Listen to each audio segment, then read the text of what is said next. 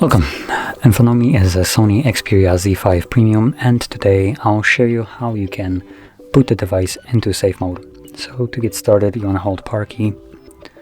Once you see your boot options, hold power off, and this will change into reboot to safe mode.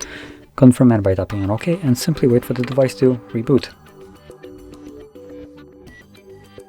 And as you can see now that the device is back up, we are in safe mode, which you can see right over here. Now in this mode, only the pre-installed applications will function. Anything that I have installed yourself will be basically blocked from running, so you can troubleshoot your device in this mode.